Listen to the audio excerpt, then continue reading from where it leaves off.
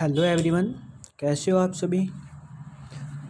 आज हम अपनी इकोनॉमिक्स की जो फर्स्ट पार्ट की बुक है उसे स्टार्ट करते हैं। ठीक है, आज हम पहला चैप्टर स्टार्ट करते हैं जो कि थ्योरी बेस है। पहले 3 चैप्टर आपके थ्योरी बेस आने वाले हैं और आगे के चैप्टर आपके न्यूमेरिकल पार्ट दे रखा है, जो कि आगे पूरी ये पार्ट 1 आपकी न्यूमेरिकल पार्ट के ऊपर है। तो आज हमारा पहला चैप्टर है स्टैटिक्स ऑफ इकोनॉमिक्स का, concept of economics and significance of statistics in economics. देखो, जो हमारी +1 में जो इकोनॉमिक्स की बुक है वो हमारी पास्ट एनालिसिस के ऊपर है। भी पास्ट में क्या हुआ है उसका एक एनालिसिस किया जाता है। ठीक है, तो पहला चैप्टर स्टैटिक्स। तो सबसे पहले तो हमें ये पता होना चाहिए भी स्टैटिस्टिक्स होता क्या है। ठीक है, स्टैटिस्टिक्स आपने मैथ में भी पढ़ा होगा पहले भी, जहाँ पे हम एक एवरेज लेकर एवरेज निकाल कर उसका एनालिसिस या रिजल्ट निकालते हैं और उसको प्रेजेंटेशन करते हैं ग्राफ के द्वारा या हिस्टोग्राम, डायग्राम, जो भी हैं। तो एक तो देखो कि हम जो मैथ में नॉर्मली हम पढ़ते आए हैं स्टैटिस्टिक्स की definition, statistics means quantitative information of the facts and finding. क्या होता था, अभी हम एक डाटा ले लेते हैं जैसे कि 4 नंबर, 5 नंबर, 6 नंबर, एक सिंगल नंबर ले लेते हैं। तो ये कोई स्टैटिस्टिक्स नहीं है, खाली डाटा लेना ये कोई स्टैटिस्टिक्स नहीं होता। हमने मैथ में किया होगा बट इकोनॉमिक्स के अंदर ये कोई स्टैटिस्टिक्स नहीं होता है। ठीक है, ओनली एक क्वांटिटेटिव, क्वालिटेटिव नहीं क्वांटिटेटिव, क्योंकि दो तरह के होते हैं, एक क्वांटिटेटिव होता है एक क्वालिटेटिव होता है, जो कि आपको नीचे दिखाया गया है। Data can be classified as quantitative data whose variables can be expressed in numerical term, जिनको हम एक नंबर दे सकते हैं। जैसे कि प्राइज, कितने प्राइज की है गुड्स हमारे, कितने प्राइज की है, 100 रुपये की है। इनकम, वेट, इनको हम एक नंबर से माप सकते हैं। ठीक है, और क्वालिटेटिव डाटा कौन सा होता है, whose variables can not be measured in numerical terms, जिनको हम कोई नंबर नहीं दे सकते, माप नहीं सकते, जिसको हम इमोशंस, हैप्पीनेस या ओनली फीलिंग्स होती है, ये इनको मापा नहीं जाता है नंबर के अंदर। तो क्या होता है, अभी खाली नंबर एक देना, भी एक रो डाटा दे दिया 4, 5, 6, 7 ऐसा, तो ये कोई स्टैटिस्टिक्स नहीं है। स्टैटिस्टिक्स के अंदर क्या क्या होता है वो एक डेफिनेशन में आपको बता रखा है। Statistics is a branch of mathematics, ये एक मैथमेटिक्स की ब्रांच है, क्योंकि मैथमेटिक्स से निकल के आया है। इकोनॉमिक्स की भी ब्रांच है ये। Dealing with the collection, collection मतलब पहले इसको संग्रह करना, इकट्ठा करना, एनालाइज, उनका विश्लेषण करना, इंटरप्रिटेशन, व्याख्या करना, एंड प्रेजेंटेशन, प्रेजेंट करना, उसका प्रस्तुत करना, ऑफ नंबरिकल डाटा। मतलब ये 4 कार्य हैं जहाँ पर एक डाटा नंबर के साथ इन चारों के साथ प्रोसेस की जाती है। तो उन चारों प्रोसेस करने के बाद जो रिजल्ट आता है वो एक स्टैटिस्टिक्स होती है। खाली नंबर एक स्टैटिस्टिक्स नहीं होता है। नीचे आपको नोट में दे रखा है, ऑल स्टैटिस्टिक्स आर डाटा। भी जितने भी हम स्टैटिस्टिक्स निकालते हैं, स्टैटिस्टिक्स को हिंदी में कहते हैं सांख्यिकी, वो सब डाटा होते हैं। भी हमने कलेक्शन कर लिया, एनालाइज कर लिया, इंटरप्रिटेशन, प्रेजेंटेशन सब कुछ कर लिया और हमने रिजल्ट निकाला है। मान लेते हैं कि राम 500 रुपये कमाता है, सॉरी, मान लेते हैं हमारे पूरे मोहल्ले के अंदर हमने एवरेज निकाली है, जितने भी लोग रहते हैं वो एवरेज पर मंथली 500 रुपये कमाते हैं। तो ये जो 500 रुपये आया है ये एक डाटा आ गया। और स्टैटिस्टिक्स कैसी है, क्योंकि हमने पूरा कलेक्शन किया पूरे मोहल्ले का, उसका एनालाइज, इंटरप्रिटेशन और प्रेजेंट किया, लास्ट के अंदर हमें 500 रुपये एवरेज निकल के आई है। तो ये आपका डाटा निकल के आया है। लेकिन but all data are not statistics, लेकिन सारे डाटा स्टैटिस्टिक्स नहीं होते हैं। 4 रुपये, 5 रुपये, 6 रुपये ये डाटा है, लेकिन ये स्टैटिस्टिक्स नहीं है। लेकिन ऑल स्टैटिस्टिक्स आर डाटा। ठीक है, और एक सिंगल नंबर ले लेंगे ना तो वो एक स्टैटिस्टिक्स नहीं होता। जैसे राम 500 रुपये कमाते हैं, ठीक है। तो ये कोई स्टैटिस्टिक्स नहीं है, कोई एनालाइज नहीं है, अभी हमने कोई एवरेज नहीं निकाली है, पूरा रिजल्ट नहीं निकाला है। जब हम ऐसे कहते हैं ना, हाँ पूरा मोहल्ले में हमने एवरेज करके निकाला है, सब लोगों का कलेक्शन करके, एनालाइज करके, इंटरप्रिटेशन करके हमने निकाला, भी एवरेज 500 रुपये पर मंथ पर आदमी कमा रहे हैं। तो इसका चारों प्रोसेस किए गई है यहाँ पे, कलेक्शन किया गया, एनालाइज किया गया, इंटरप्रिटेशन किया गया, लास्ट में प्रेजेंटेशन भी दिया, भी 500 रुपये निकल के आइए, 500 रुपये कमाते हैं। तो ये एक स्टैटिस्टिक्स होता है। आगे समझ में, ऐसे हम कोई भी एग्जांपल ले सकते हैं, जैसे कि राम के पास 4 पेन है, ये कोई स्टैटिस्टिक्स नहीं, एक सिंगल नंबर है, और एक सिंगल नंबर कभी भी स्टैटिस्टिक्स नहीं होता है। और ऐसे हम कर लेते हैं, अभी हमारे देश में पर पर्सन पर ईयर के अंदर 3 पेन यूज कर लेते हैं। यहाँ पे हमने एवरेज निकाली है, पूरे देश का एनालाइज किया है, तो ये स्टैटिस्टिक्स होता है। तो इसी तरह से कहते हैं भी all statistics are data but data are not statistics. Okay, clear है। आगे देखो, तो आगे समझ में, जब हम कोई रिजल्ट निकालते हैं ना, किसी नंबर्स को, किसी कलेक्शन को इकट्ठा करके, किसी अरे ये पहले ना स्टैटिस्टिक्स जब भी काम देती है जब आपका पहले से आपका प्री डिटरमाइंड कोई पर्पज होता है, भी हम ऐसा कर क्यों रहे हैं।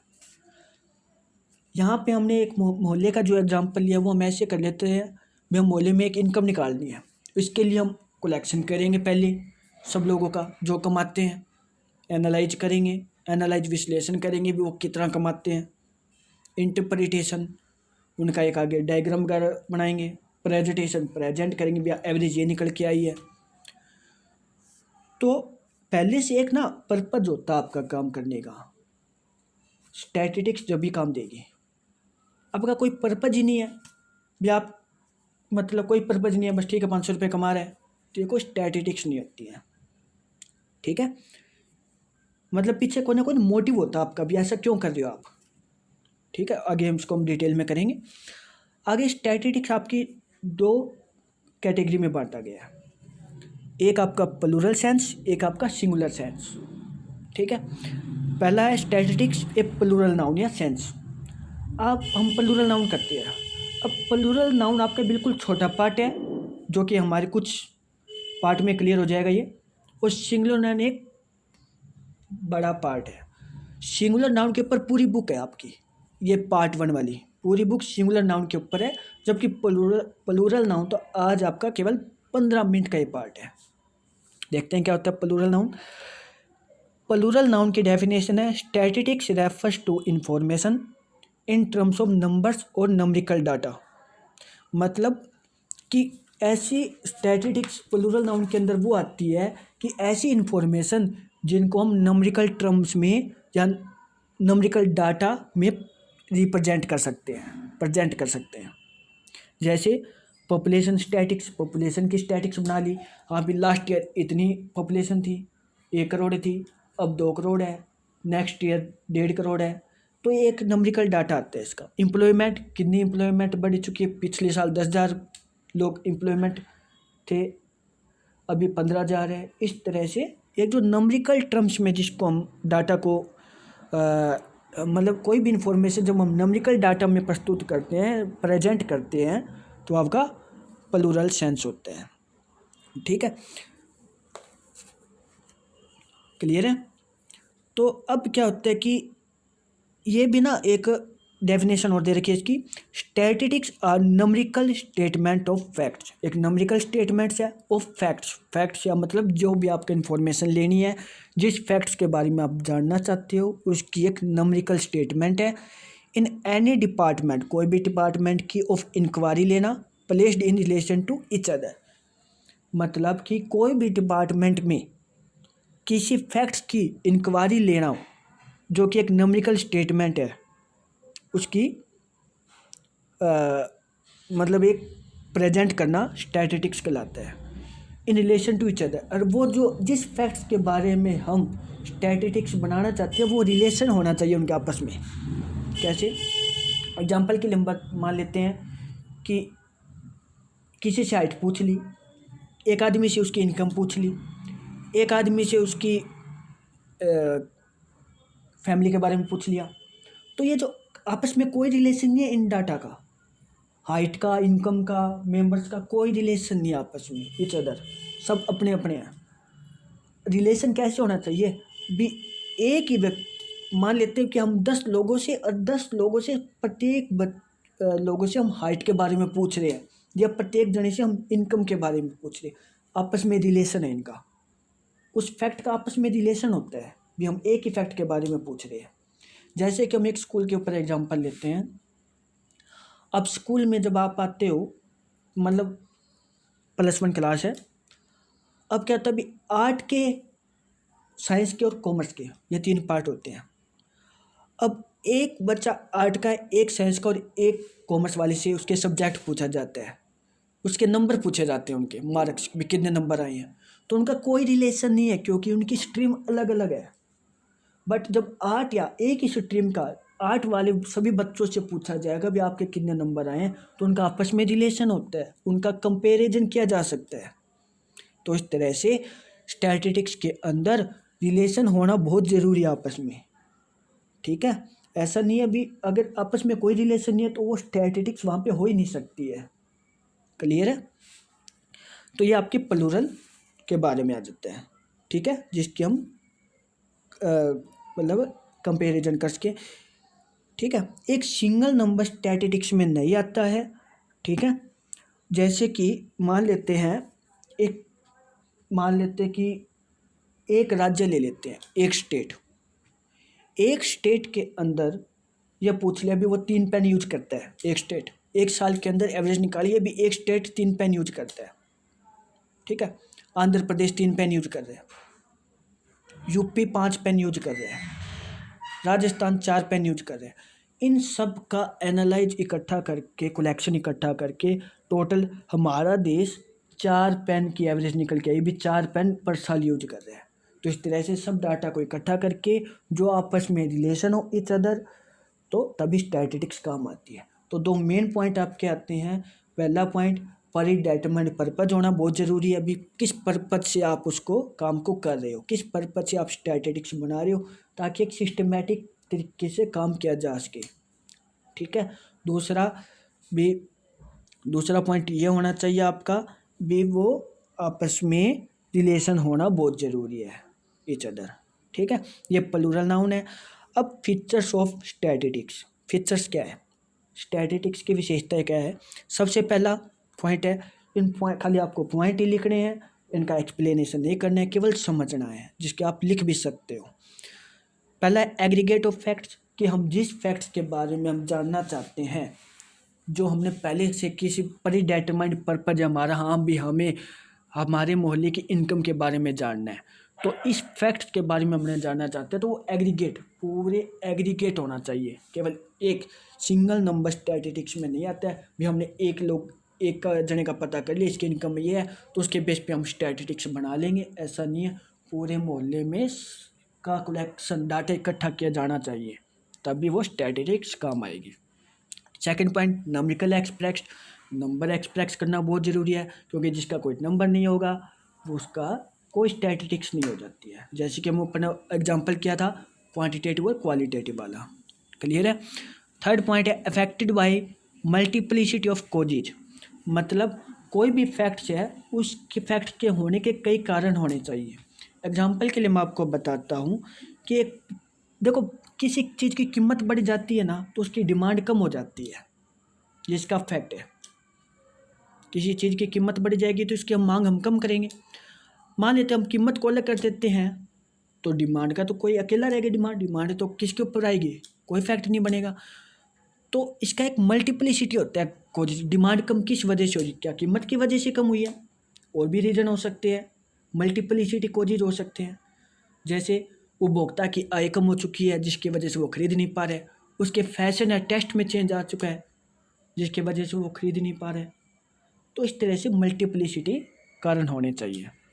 फोर्थ पॉइंट, रीजनेबल एक्यूरेसी, मतलब डाटा जो है ना वो ज़्यादातर स्टैटिस्टिक्स में एक्यूरेसी होती है, क्योंकि हम अगर सीधे किसी डायरेक्ट किसी पर्सन इंडिविजुअल से हम जाकर अगर हम डायरेक्ट किसी इंडिविजुअल पर्सन के पास जाकर हम डाटा कलेक्ट करते हैं, जिससे मान लेते हैं कि हम मोहल्ले में इनकम का कलेक्शन कर रहे हैं, जो पैसे कमा रहे हैं उसी से हम अगर डायरेक्ट अगर इन्वेस्टिगेशन करते हैं तो डाटा एक्यूरेसी के साथ होगा। और अगर हमें किसी थर्ड पर्सन से पूछेंगे वो कितने पैसे कमा रहे हैं तो वो 4 बातें और जोड़ के बताएगा, जिसमें हो सकता है वो सही भी और हो सकता है वो गलत भी हो। तो इसमें दोनों ही चांसेस रहते हैं। ठीक है, किसी भी एक्यूरेसी के पीछे रीजनेबल कारण होता है। 5th पॉइंट है placed in relation of each other. Placed in relation of each other, वो सेम आपस में रिलेशन होना चाहिए। प्रीडिटरमाइंड पर्पज होना चाहिए। 7th पॉइंट इन्यूमरेटेड और एस्टिमेटेड। इन्यूमरेटेड और एस्टिमेटेड क्या होता है? एस्टिमेटेड वो होता है जिसका हम एस्टिमेशन करते हैं। मान लेते हैं मार्केट में एक रैली जा रही है, उस रैली में पूछे जब कितने लोग थे तो हम एस्टिमेशन लगाएंगे उसमें 50,000 लोग थे, वो एक एस्टिमेटेड होता है। और इन्यूमरेटेड वो होता है जो एक फिक्स होता है, भी यहाँ पे ब्लड सैंपल लिया जा रहा है, कितने लोगों का लिया जा रहा है? 20 लोगों का लिया जा रहा है, और एक एक बंदे का उसके साथ सीधा कनेक्शन है। एक एक बंदे से जाकर पूछा जा रहा है भाई कौन सा इसका ब्लड ग्रुप है, A+O+ जो भी है। ठीक है, तो इस तरह से ये आपका इन्यूमरेटेड वो होता है जो एक एग्जैक्ट डाटा होता है, और एक्सपेक्टेशन एक एक्सपेक्ट किया होता है। तो ये कुछ भी हो सकता है दोनों में से, मे और नॉट। ठीक है, 8th point last, collected in systematic manner.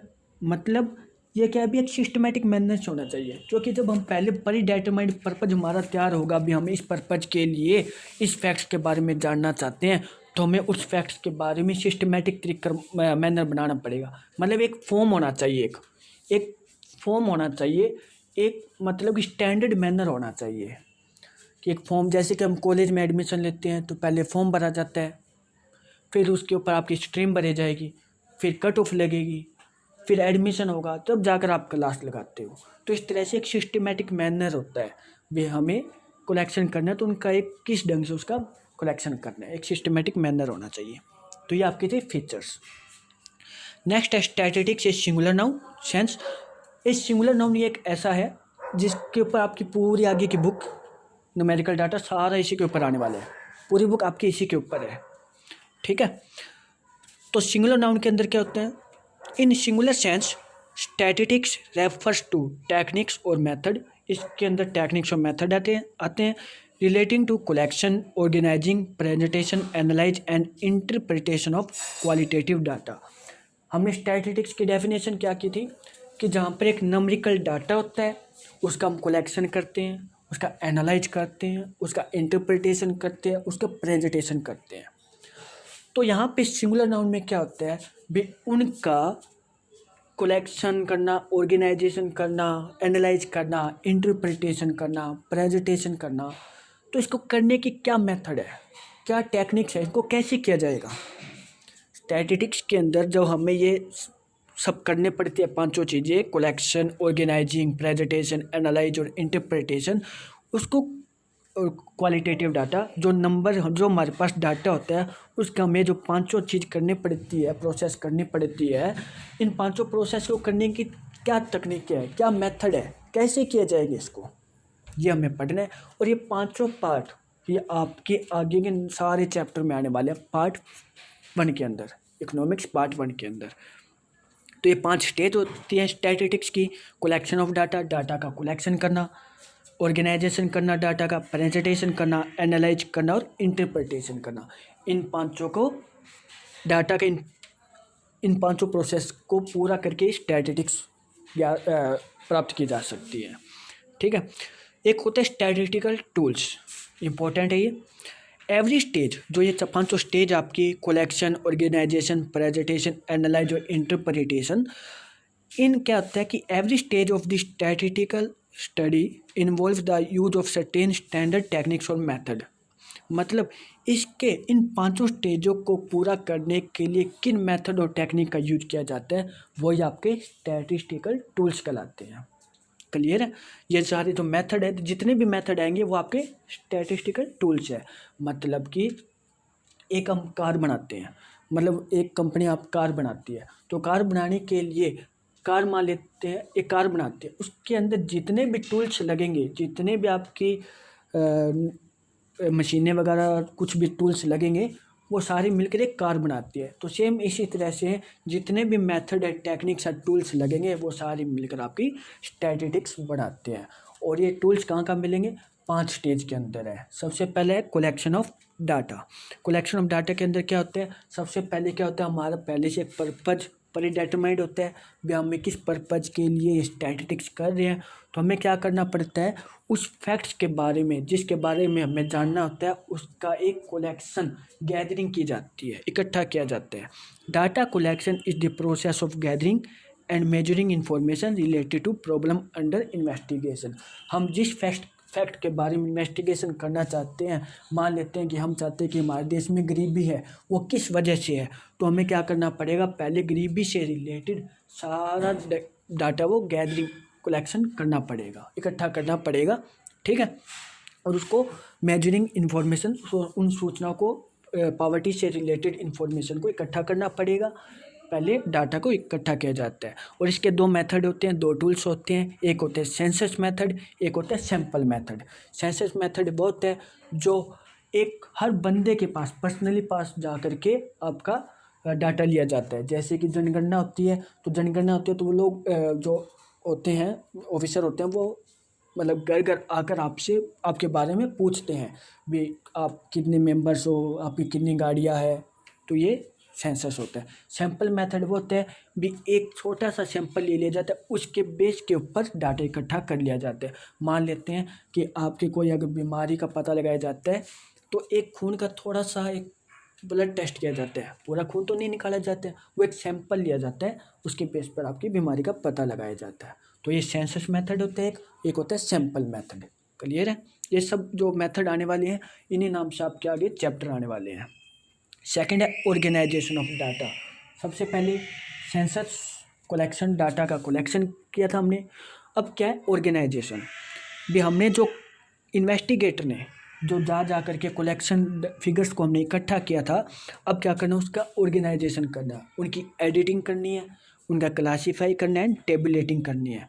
मतलब क्या होता है, अलग अलग हिस्सों में बांट देना है, ठीक है। क्लासीफाइंग करना, ऑर्गेनाइजेशन करना मतलब कि अलग अलग वर्गीकरण में बांट लेना है।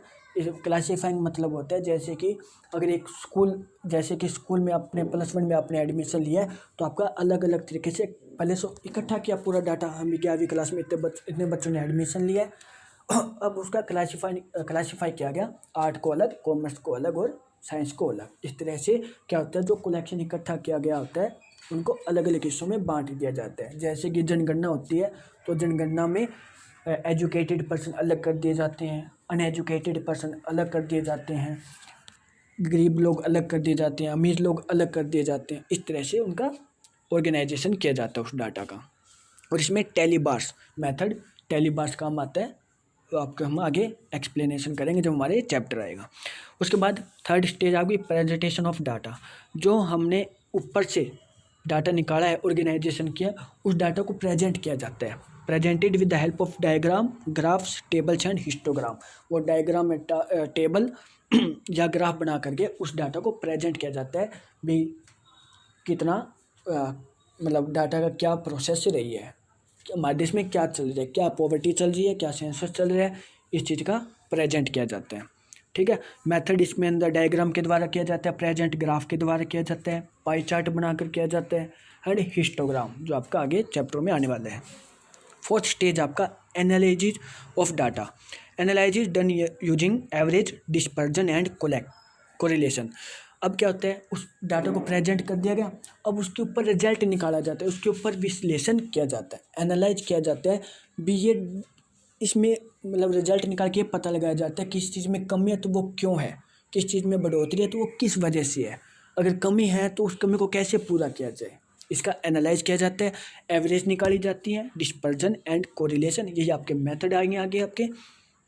फिफ्थ पॉइंट है interpretation of data. Interpretation, conclusion drawn on basis of which decision are made. ये सारा एनालिसिस में कंक्लूजन निकाल लिया गया था, हाँ भी एवरेज निकाल ली गई, हमारे देश में इतने % एजुकेटेड है, ये एवरेज है 100% को लेकर इतने अनएजुकेटेड है, कंक्लूजन निकाल लिया गया। अब उस कंक्लूजन बेस पे क्या होते हैं, नई नई गवर्नमेंट पॉलिसी लाती है, डिसीजन लेती है भी उसको कैसे कम किया जाए, पॉवर्टी को कैसे कम किया जाए, अनएजुकेटेड पर्सन को कैसे कम किया जाए। तो इस तरह से वो इस पे डिसीजन लेती है। तो ये मेथड क्या होता है इसमें, इसमें पिछले साल के या मान लो सेंसस तो देखो आपकी हर 10 साल के बाद होती है, तो हर पिछले 10 साल के देखेंगे भी, यहाँ भी कंपेरिजन करेंगे आपस में भी पिछले साल क्या रहा था, इस साल क्या रहा है डाटा, कमी हुई तो किस वजह से हुई है, बढ़ोतरी हुई तो इसको हम और कैसे बढ़ा सकते हैं। इस तरह से इसमें ये टूल्स आते हैं। क्लियर है। तो ये जो हमने 5 स्टेज की है, 5 स्टेज के आपके अलग अलग चैप्टर आने वाले हैं और इनके मेथड जो टूल्स है वो आपके अलग अलग चैप्टर्स में आने वाले हैं। पहले 3 चैप्टर तो आपके थ्योरी बेस के ऊपर है, उसके बाद आपका न्यूमेरिकल पार्ट शुरू होता है जहाँ पे आपको average, mean, model, dispersion, correlation जैसे चैप्टर आपको देखने को मिलेंगे। क्लियर है। तो इस तरह से आपको ये अपने नोट्स में उतारने हैं। यहाँ पे आपको जो सिंगुलर नाउन के जो स्टेज दी गई है, इस स्टेज को आप ना करो तो भी कोई खास बात नहीं है, अपने रिटर्न में मत लिखो चाहे, स्टैटिस्टिकल टूल्स तक केवल आप लिख लेना, क्योंकि स्टेज जो नीचे दी गई है ये आपके अलग अलग चैप्टर में आगे आने वाली है, ये केवल आपको समझाने के लिए बताया गया है। इनको आप रिटर्न में नहीं लिखोगे तो भी कोई दिक्कत नहीं है। क्लियर है। Okay, please take care, thank you so much.